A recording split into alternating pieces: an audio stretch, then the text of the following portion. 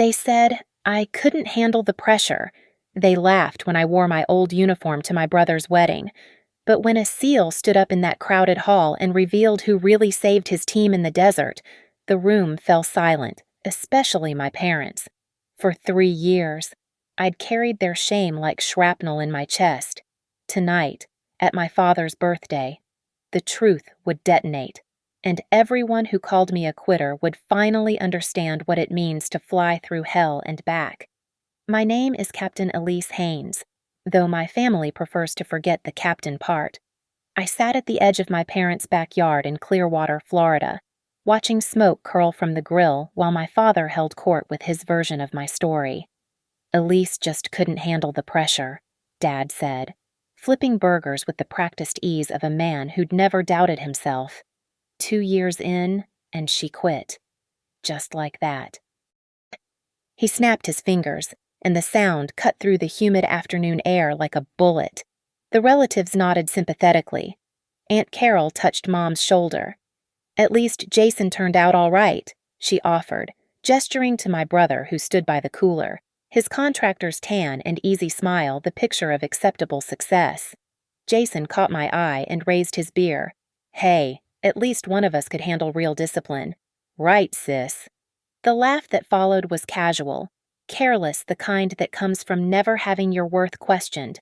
I pressed my fingernails into my palm, feeling the familiar crescents form. The metal chair beneath me was hot from the Florida sun, burning through my sundress.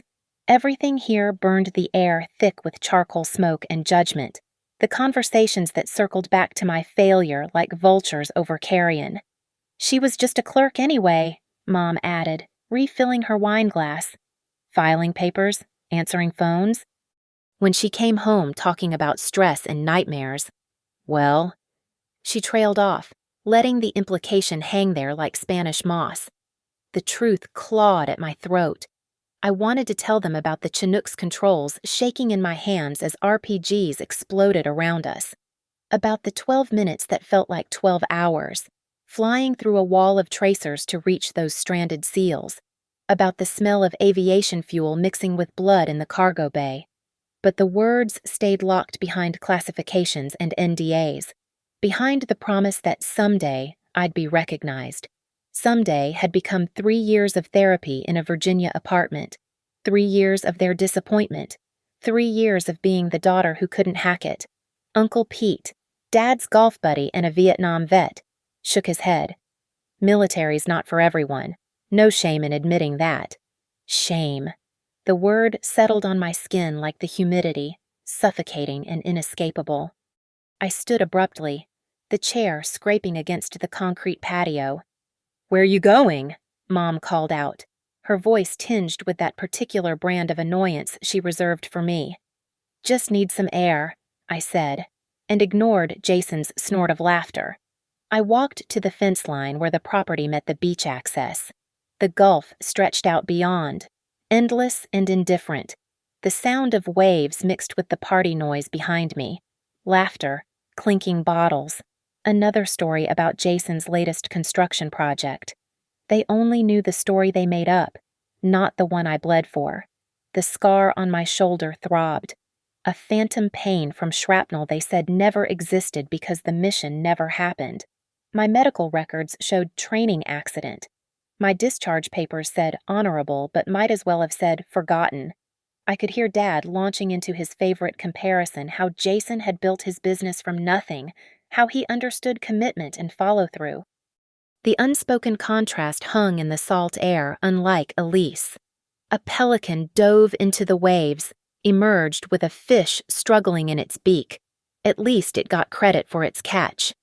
I turned back to watch my family through the fence slats. They were happy in their narrative, comfortable in their disappointment. Mom had already crafted the story for her book club, The Daughter Who Tried to Play Soldier and Came Home Broken. Dad had his version for the country club kids these days, just don't have the grit. The worst part was how they said it with such casual certainty, as if my service was just another failed attempt at finding myself, like the semester I'd switched from pre-med to engineering before finally enlisting. But they didn't know about the medal sitting in a safety deposit box in Arlington, still classified, still waiting for someday. They didn't know about the 4 SEALs who went home to their families because I refused to leave them behind. They didn't know that Commander Owen Reddick had tried to find me for 2 years before being told I was dead. All they knew was that their daughter came home quiet and changed, that she jumped at fireworks and couldn't explain why, that she'd left the military under circumstances she couldn't discuss. So they filled in the blanks with failure. The memory always started with the taste of dust, Afghan dust, the kind that coated your throat and turned your spit to mud. It was 3:45 a.m. local time when the call came through our FOBS operations center. Razorback 2-3, we have troops in contact, grid reference follows. I was already running to my Chinook before the coordinates finished transmitting. My co-pilot, Lieutenant Torres, was right behind me. We'd done this dance before Quick Reaction Force, the cavalry coming over the hill, except our hills were mountains, and our horses were 47,000 pounds of twin-rotor fury. "It's a SEAL team," Torres said as we strapped in, pinned down in a valley. Their evac bird took an RPG. Operation Silent Echo. Even the name was classified above most people's clearance. A surgical strike on a high-value target that had gone sideways when the enemy turned out to have twice the fighters and 3 times the firepower intel had suggested. We lifted off into darkness, the Chinook's rotors beating their familiar rhythm. Behind us, 4 door gunners checked their weapons. Below us, the Afghan landscape rolled by like a moonscape, beautiful and deadly. 2 minutes out, I announced. Then the sky exploded. Tracers lit up the night like deadly fireworks. The first RPG passed so close I felt the heat through the cockpit glass.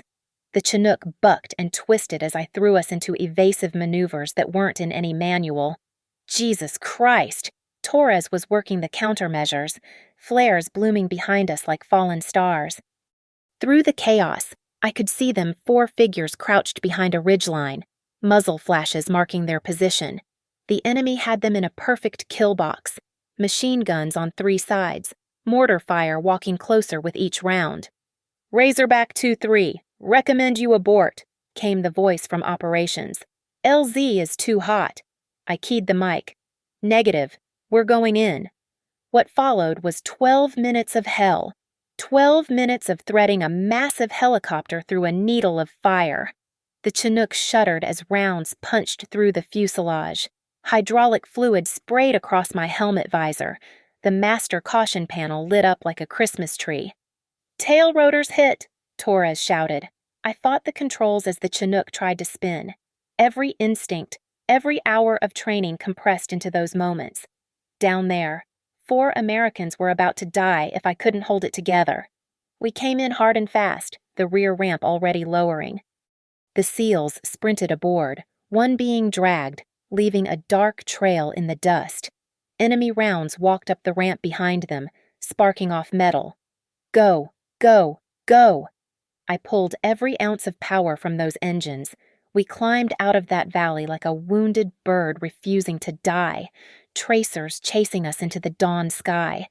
One engine was screaming, temperature gauging redlined, but we stayed airborne. It was only after we'd crossed back into friendly airspace that I saw him clearly, Commander Owen Reddick, his face covered in blood and dirt, gripping his wounded teammate. Our eyes met for a moment in the mirror, and he nodded a warrior's acknowledgement. We made it back to base on one engine and prayers.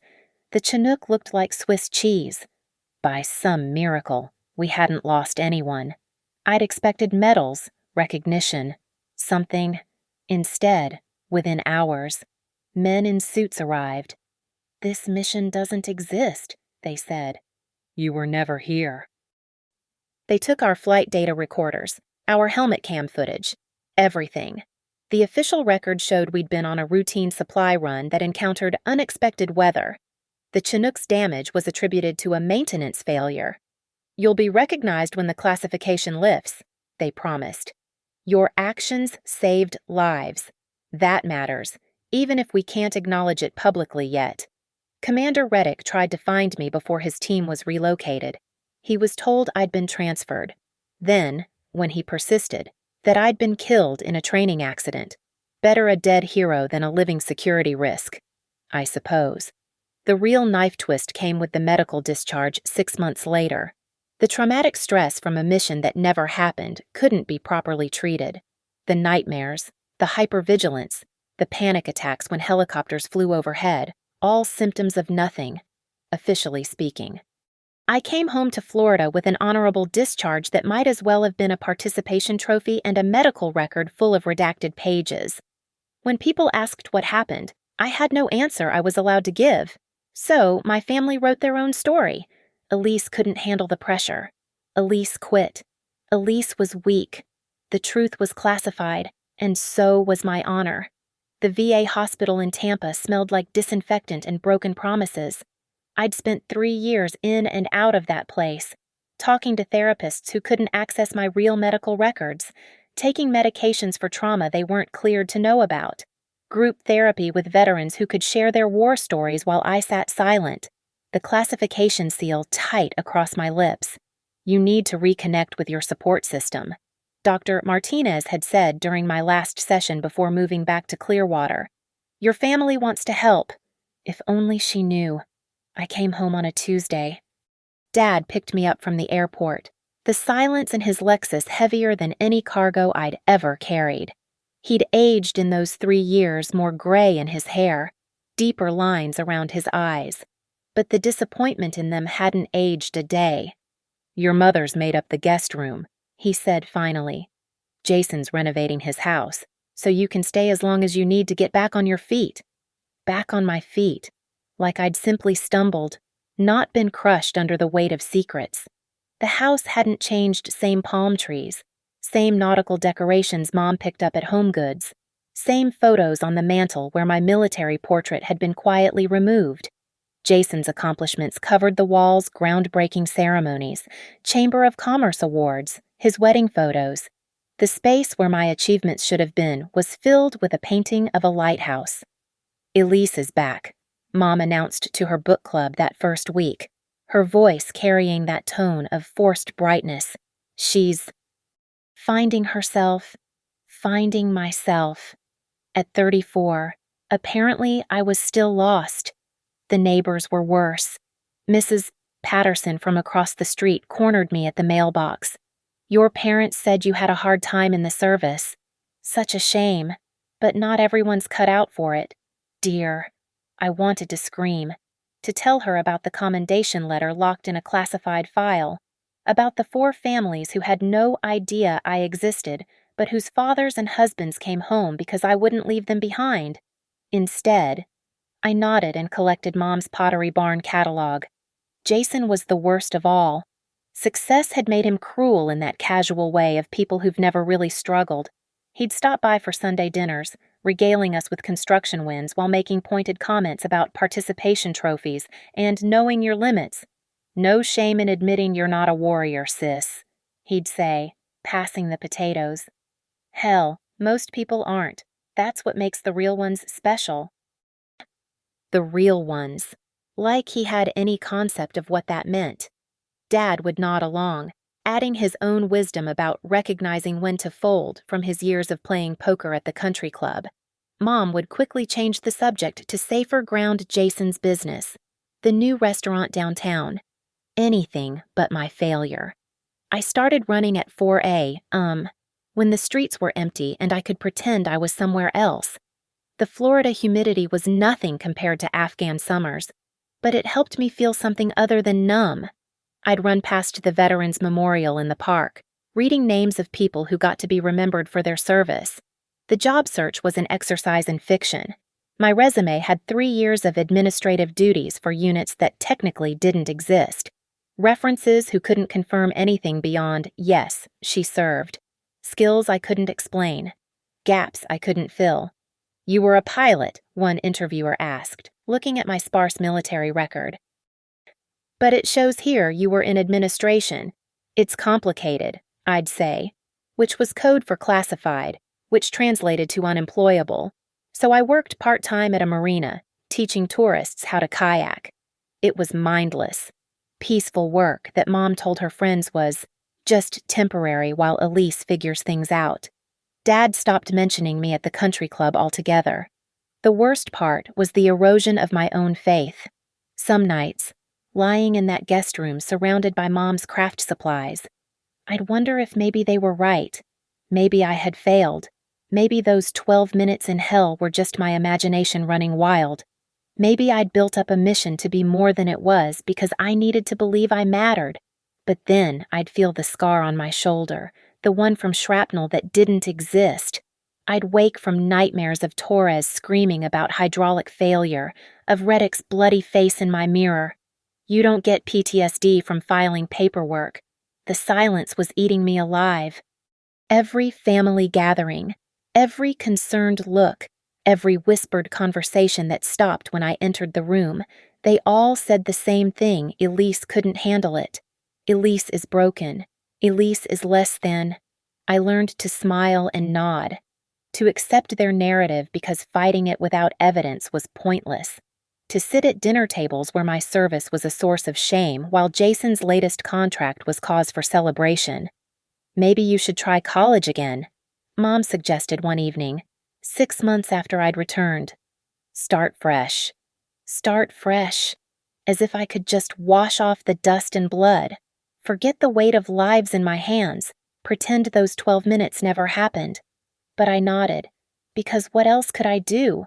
The truth was locked away in some Pentagon file, and I was drowning in their disappointment, one family dinner at a time. The Clearwater Veterans Foundation annual banquet was exactly the kind of event my parents loved, a chance to wear their patriotism like jewelry while sipping overpriced wine. The ballroom at the Sand Pearl Resort glittered with red, white, and blue bunting, each table centerpiece featuring miniature American flags that would be forgotten by morning. You need to come, Mom had insisted that morning, holding up the cocktail dress she'd bought for me. The Petersons will be there, and their son just got back from deployment.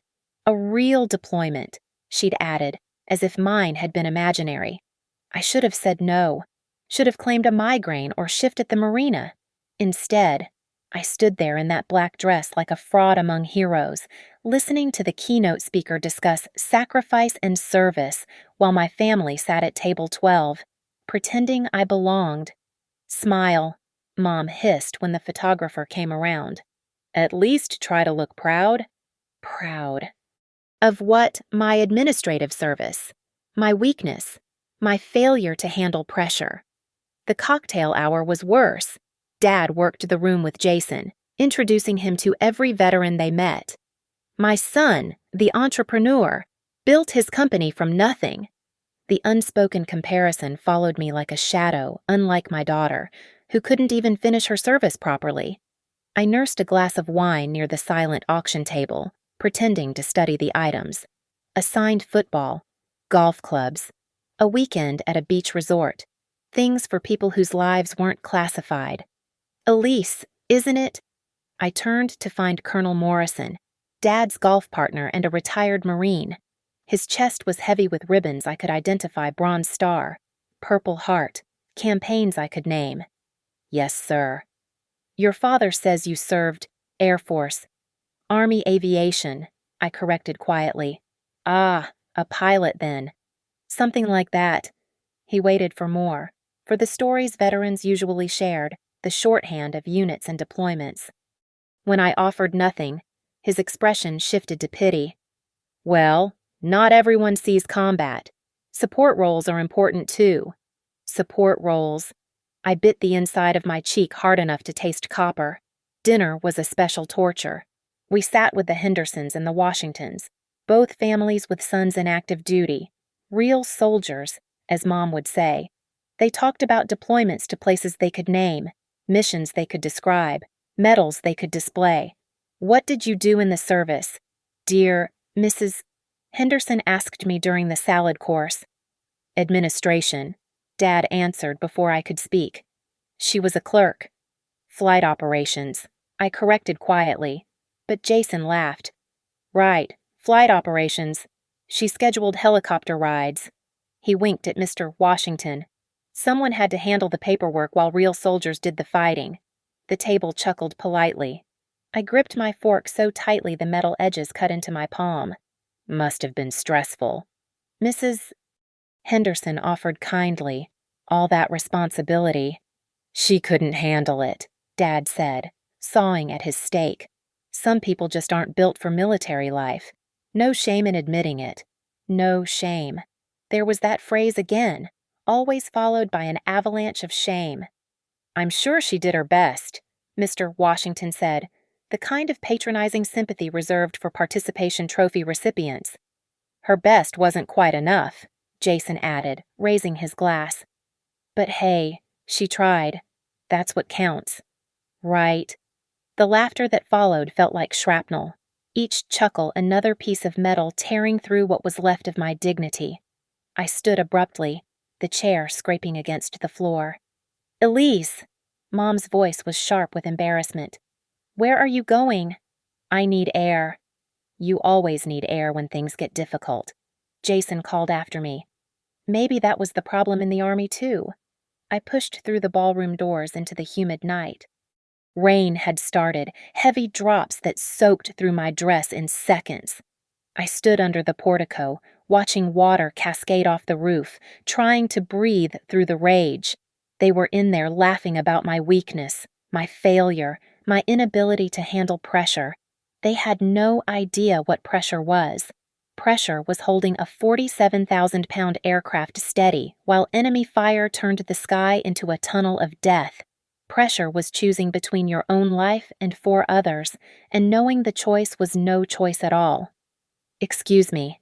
I turned to find a man in navy dress whites, his trident pin catching the light. He was older now, weathered in the way all SEALs eventually became, but I'd know those eyes anywhere. They were the same ones that had met mine in the mirror of a shot-up Chinook 5 years ago. Commander Owen Reddick stood there, rain misting his shoulders, studying my face with the intensity of a man seeing a ghost. My God, he said quietly, you're alive. The words hung between us like a challenge to everything I'd been forced to accept. Commander. I managed. They told me you were dead. His voice was rough. I tried to find you after Silent Echo. They said you'd been killed in a training accident. Might as well have been. The bitterness in my voice surprised us both. He glanced through the windows at my family's table, where they were still laughing, Jason gesticulating wildly, probably telling another story about my failures. They don't know, do they? He asked. Know what, that their disappointing daughter was a paper-pushing clerk who couldn't handle the pressure. His jaw tightened. You saved my entire team. According to official records, I was never there. We stood in silence, rain pattering around us. Inside, the banquet continued speeches about honor and service, standing ovations for heroes whose stories could be told. This isn't right, Owen said finally. Nothing about it has been right. I turned to go back inside, to endure the rest of the evening's humiliation. But that's how it is. Captain Haynes, his use of my rank stopped me. What if it didn't have to be? The knock came at 10:15 the next morning. I'd been sitting on my small apartment's balcony, watching pelicans dive into the Gulf, trying to forget the previous night's humiliation. The marina had given me the day off, and I'd planned to spend it avoiding everyone. Owen Reddick stood at my door in civilian clothes jeans and a polo shirt that couldn't hide the warrior underneath. He looked out of place in the shabby hallway of my building, too solid, too real for this half-life I'd been living. How did you find me? I'm a SEAL, Captain. Finding people is part of the job. He paused. May I come in? My apartment was sparse of futon, a coffee table from Goodwill, boxes I still hadn't unpacked after a year. Nothing on the walls except a single photo from flight school before everything went classified. He studied it while I made coffee with shaking hands. They told me you were dead, he said again, as if repetition might make sense of the lie. 2 years ago, I tried to submit your name for commendation. They said you'd been killed in a training accident 3 months after Silent Echo. Easier that way, I said, handing him a mug. Dead heroes don't talk. But you're not dead. Sometimes silence feels like death. The words came out harder than intended. You sit at dinner tables while your family discusses your failure. You listen to your brother mock your service. You watch your parents shame when they introduce you. You can't defend yourself because the truth is buried in a classified file. So yes, Commander, sometimes I think being dead would have been easier. He set down his coffee, leaning forward. The mission's been declassified. The words didn't register at first. I stared at him, waiting for the punchline. Partially, he clarified. Enough that we can acknowledge it happened. The Pentagon is doing a recognition ceremony next month for operations between 2019 and 2021. Silent Echo is on the list. I sank onto the futon, suddenly dizzy.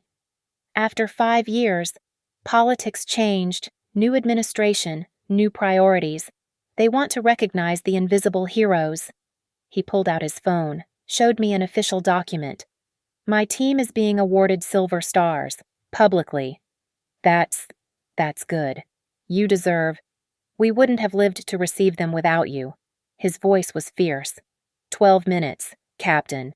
You held that bird steady for 12 minutes through hell. You know what my team calls you, the ghost pilot. The one who saved us but vanished. I couldn't speak. After years of being nobody, hearing someone acknowledge what happened felt like surfacing from deep water. There's more, Owen continued. The ceremony is in 3 weeks.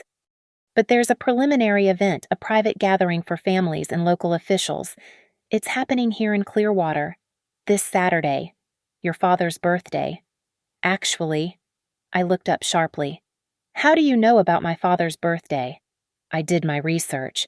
Your parents are already planning to attend. They're on the VIP list because of your father's Veterans Organization connections. They just don't know why they're really invited.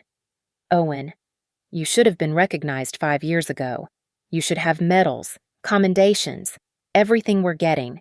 Instead, you've been living with their disappointment, their story about your failure. He stood, pacing to the window. I can't change the past 5 years, but I can set the record straight. It won't change anything. They've already decided who I am. Have they, or have they just filled the silence with their own narrative? He turned back to me. Well, what if that silence ended? I thought about Jason's smirk, Mom's embarrassment, Dad's casual dismissal of my service. 3 years of enduring their disappointment, of being the family failure, of sitting silent while they rewrote my history. What exactly are you proposing? The truth, publicly, at your father's birthday gathering. I'll be there in full dress uniform. So will 3 members of my team. We're going to tell everyone exactly what happened in that valley, who saved us, who the real hero is. The classification allows for operational acknowledgement without tactical details. I can't describe the target or specific location, but I can say that Captain Elise Haynes flew through enemy fire to extract my team, that she held a damaged aircraft steady under extreme duress, that 4 Navy SEALs are alive because of her courage. My hands were trembling. My parents will be humiliated in front of all their friends, their community. They humiliated you first. For years, his voice was steel. They turned your heroism into cowardice, your service into shame. Don't you think they should know who they've been dismissing? I stood and walked to the window, watching the gulf stretch endlessly blue. Somewhere out there, past the horizon, was a world where my service mattered, where those 12 minutes meant something. If I do this, I said slowly, there's no going back. Once it's out there, my relationship with them will never be the same. Captain Haynes, Owen said quietly. What relationship?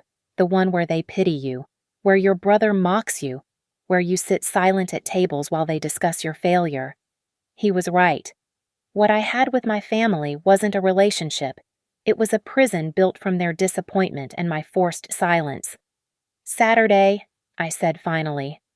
Dad's birthday party is at 7 p.m. at the Clearwater Country Club. Owen nodded, already pulling out his phone. We'll be there. Full dress uniforms. And Captain. He paused at the door.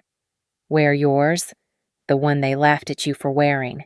You've earned the right. After he left, I sat in the silence of my apartment, feeling something I hadn't felt in years, the stirring of vindication. Saturday was 3 days away, 3 more days of being their disappointment. And then, finally, the silence would shatter. The Clearwater Country Club sparkled like a jewel box that Saturday evening. Mom had outdone herself white orchids on every table, string lights twinkling across the terrace, a jazz quartet playing Dad's favorite standards. The guest list read like a who's who of local veterans and business leaders, exactly the audience my parents craved. "You're actually wearing that?" Mom's voice dripped disapproval when she saw my dress uniform. I'd spent 2 hours getting it perfect, every ribbon aligned, every crease sharp. The captain's bars on my shoulders caught the light. It still fit perfectly, though wearing it felt like wearing a ghost. "It's Dad's birthday," I said simply. "Thought he'd appreciate the gesture." Jason laughed from across the foyer. "Jesus, Elise, it's not a costume party. You know people are going to ask about your service." "Right. What are you going to tell them how you filed reports?" "Let her wear it," Dad said, but his tone suggested damaged control rather than support. "Just try not to embarrass yourself. Or us." The cocktail hour was already in full swing when we arrived. Judge Harrison was holding court near the bar, telling war stories from Vietnam. The Mitchells were discussing their son's recent promotion to major.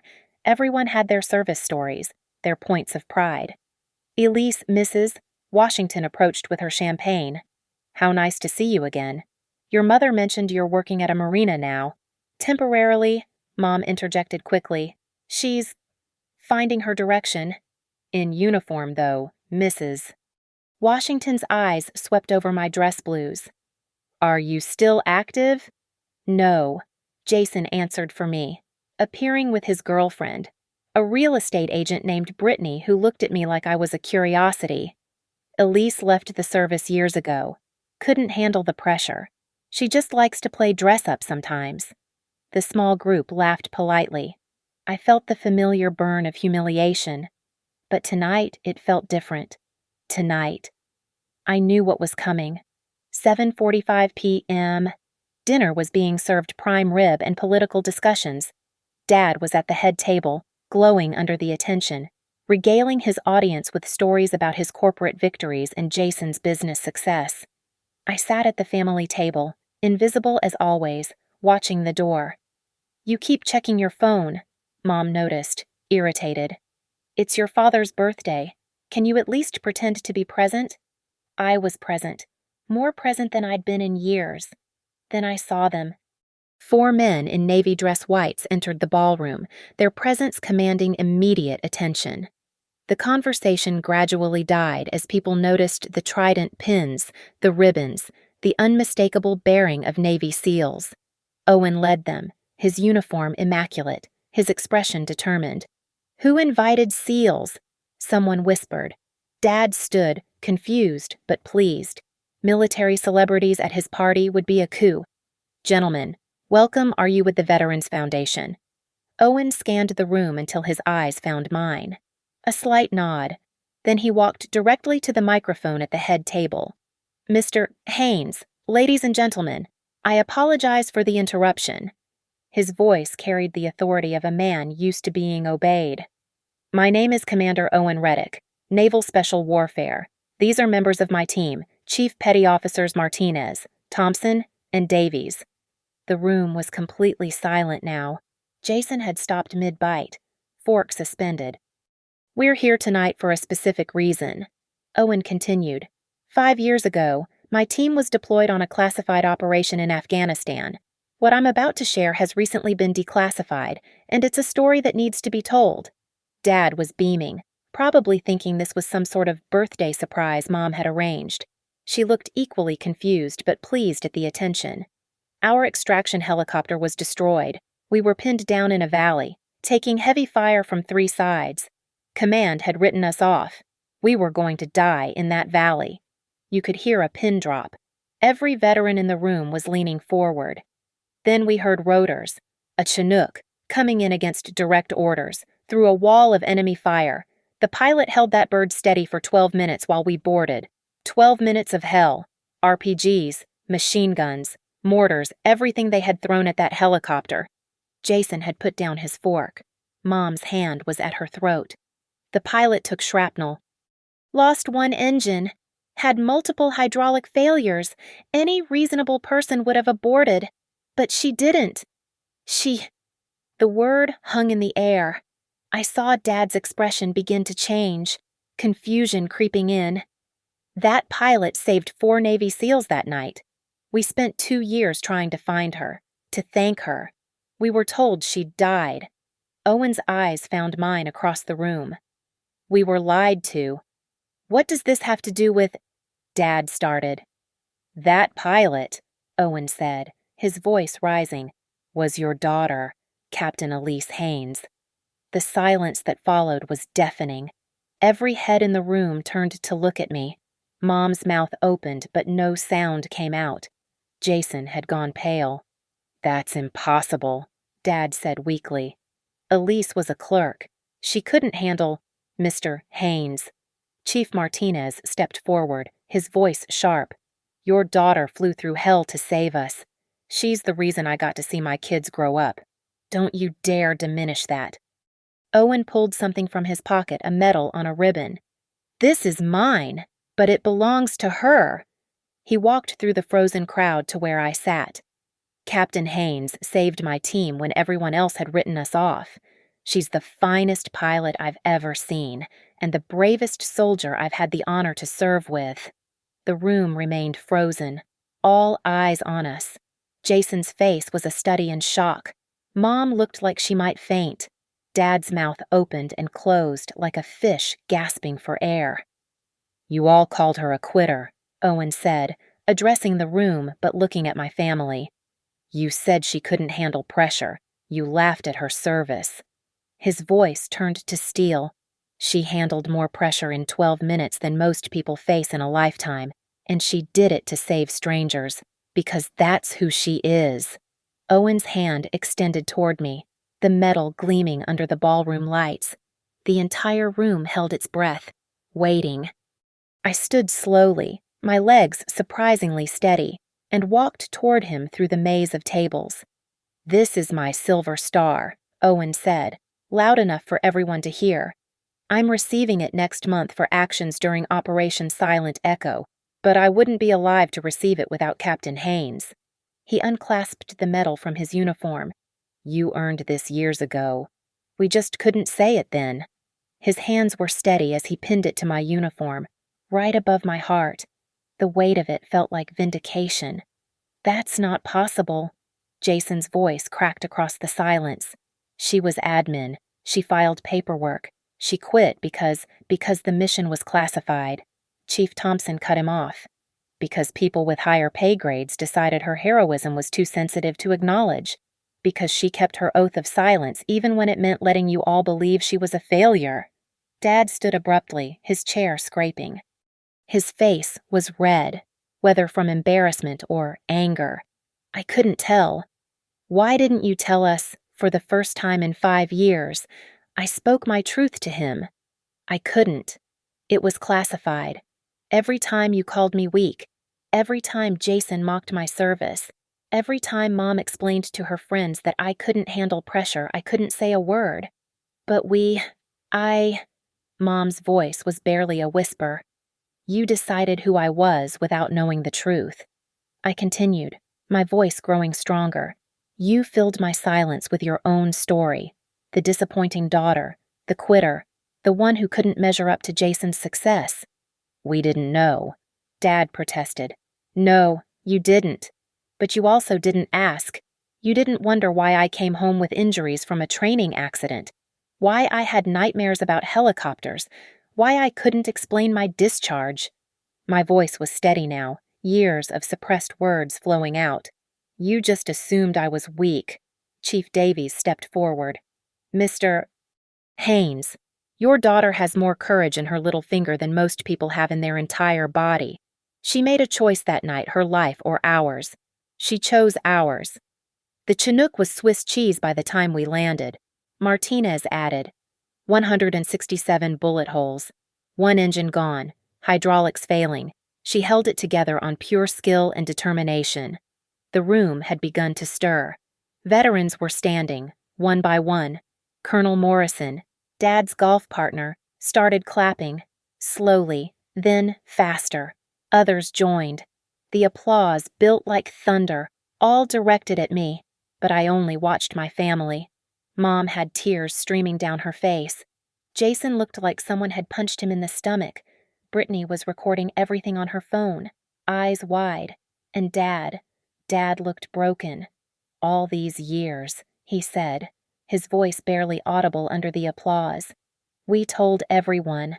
I told everyone you couldn't cut it. Yes, I said simply. You did. Owen returned to the microphone as the applause died down. There's more. Next month, at the Pentagon ceremony, Captain Haynes will finally receive the recognition she deserves, the Distinguished Flying Cross with Valor, one of the highest honors for aviation heroism. Gasps rippled through the crowd. The Distinguished Flying Cross was legendary, the kind of medal that went in history books. But she can't get back the 5 years of silence. Owen continued, his eyes sweeping over my family. The 5 years of bearing your disappointment, your mockery, your shame for her service. You can't undo telling everyone she was a failure. Jason stood suddenly, his chair falling backward. This is bullshit. She never said anything. She let us— Let you what? Chief Thompson challenged. Let you assume the worst. Let you create your own narrative because it was easier than believing she might have done something extraordinary. She kept classified information secret, like she swore to do. That's called honor. Look it up. We're her family, Mom protested weakly. She should have found a way to tell us. I tried, I said, remembering all those halted conversations, the times I'd started to explain only to be cut off by their assumptions. But you'd already decided. Dad telling his golf buddies I washed out. You explaining to your book club that I couldn't handle stress. Jason joking with his clients about his sister who couldn't hack it. You didn't want the truth. You wanted a simple story that made sense to you. The room was electric with tension. Every guest was witnessing our family's unraveling, our shame laid bare under the chandeliers. Judge Harrison stood up, his Vietnam ribbons catching the light. Captain Haynes, he said formally, on behalf of every veteran here, thank you for your service, your real service. More stood. The Washingtons, the Mitchells. Every veteran in the room was on their feet, saluting. Even those who'd laughed at Jason's jokes, who'd pitied me at cocktail parties, who'd whispered about my failure. I returned their salutes, my hand steady despite the earthquake in my chest. You all told people I quit, I said, looking directly at my parents, my voice carrying across the silent room. Maybe now you'll remember who actually stayed. Dad's legs seemed to give out. He sank into his chair, head in his hands. Mom reached for him, but her eyes stayed on me, seeing me for the first time in years. Jason just stood there, his jaw clenched, his world reorganizing itself around this new truth. Captain Haynes, Owen said quietly, but loud enough for all to hear. You deserved this recognition 5 years ago. I'm sorry it took so long. It wasn't the waiting that hurt, I replied, still looking at my family. It was the silence. The metal on my chest caught the light, heavy with delayed honor. Around us, the room held its breath, waiting to see what would break first, my family's pride or their denial. The applause continued, but I couldn't stay, not for another second, not in that room where my humiliation had transformed into their shame. I walked toward the exit, my footsteps steady on the marble floor, each step taking me further from their shock and closer to my freedom. Elise, wait! Mom's voice cracked behind me. I didn't turn around. Couldn't. If I looked back, I might see Dad's tears, might see Jason's world crumbling, might feel something other than this crystalline moment of vindication. The night air hit me like a blessing. The country club's manicured gardens stretched toward the beach, and I walked through them, past the fountain where Jason had proposed to his first wife, past the gazebo where Dad had celebrated his retirement, these landmarks of their victories that had always made me feel so small. Behind me, I heard footsteps multiple sets. The SEALs had followed me out. "Captain," Owen called softly. I stopped at the edge where the grass met the beach sand, finally turning. The four of them stood there in their dress whites, looking like avatars of the justice I'd been denied. "Thank you," I said simply. "No, ma'am," Martinez replied. "Thank you. My daughter just turned 10. She exists because you wouldn't leave us behind." Thompson pulled out a challenge coin, pressing it into my palm. "From all of us who made it home." Davies nodded toward the club. "Your family?" "They're not my concern anymore." I looked back at the lit windows where I could see figures moving, probably discussing the bomb that had just detonated in their social circle. They made their choice 5 years ago. They chose their narrative over faith in me. "Where will you go?" Owen asked. I looked out at the gulf, where stars were beginning to pierce the darkening sky. "Forward. For the first time in 5 years, I'm going forward." They saluted again, and I returned it one last time before they headed back to their cars. I stayed on the beach, walking toward the water's edge where the waves whispered against the shore. My phone buzzed messages from numbers I didn't recognize, veterans from the party, somehow finding my contact, thanking me for my service. The real service, not the fiction my family had created. I turned the phone off. The beach was empty except for the ghost crabs skittering across the sand. I sat on a piece of driftwood, the silver star's weight against my chest a reminder that it had all been real. Those 12 minutes had happened. I had saved them. I was not the failure my family had painted me to be. An hour passed, maybe 2. The party would be ending soon. Guests going home with the story of the century, how the Haynes family had spent years mocking their daughter's service while she was actually a decorated hero, how they'd called her weak while she carried classified valor, how they'd chosen comfortable lies over uncomfortable questions. Dad would never recover from this.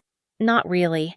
His reputation at the country club, his standing among the veterans, it was all ashes now.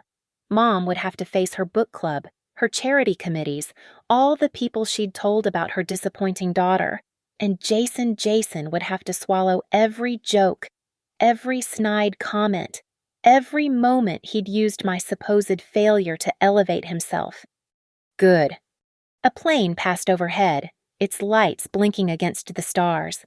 Not a military aircraft I knew their sounds by heart, just a commercial flight heading somewhere else. I thought about my apartment, my few possessions, how easy it would be to pack up and leave Clearwater forever. The Pentagon ceremony was in 3 weeks. After that, nothing tied me here. No family obligations. No need to sit through another dinner where my service was diminished. The silence was finally broken, and with it, the chains that had held me to their disappointment. I stood, brushing sand from my uniform. One last look at the country club, its lights like a beacon of everything I was leaving behind. Somewhere in there, my father was probably still sitting in shock. Mom was probably crying. Jason was probably trying to spin this somehow, to make himself less culpable. But that was their problem now, their narrative to rewrite, their shame to carry. I walked back through the gardens, past my car, and kept walking. The marina where I worked was only 3 miles down the beach. Tomorrow I'd give notice, pack my things, and leave Clearwater. Maybe head to Virginia where other veterans understood what it meant to carry classified honor. Maybe further. The moon had risen full and bright, turning the beach silver. Behind me, the country club grew smaller with each step. Ahead, the horizon stretched endless and free. For 5 years, I'd been buried under their disappointment, their story of my failure. But tonight, in front of everyone who mattered to them, the truth had finally detonated. They'd called me weak, but I'd carried 4 men out of hell. They'd said I couldn't handle pressure, but I'd held steady through 12 minutes of death. They'd said I quit, but maybe now they'd remember who actually stayed. I pulled the silver star from my uniform, holding it up to catch the moonlight. Owen had given me his, but next month I'd receive my own. My name would be in the official record. The silence was over. In the distance, a helicopter passed along the coastline Coast Guard. From the sound, for the first time in 5 years, the sound didn't make me flinch. Instead, I smiled, remembering the weight of the stick in my hands, the power of those rotors, the moment I'd chosen their lives over mine. I was Captain Elise Haynes. I was not a failure. I was not weak. I was finally free. The waves whispered their ancient rhythm against the shore as I walked into my new life, leaving the ghosts of their disappointment behind. In my pocket, the challenge coin clicked against my keys, a small sound, like a door closing. Or maybe, finally, like one opening. No more silence, I whispered to the night. And for the first time in 5 years, I meant it.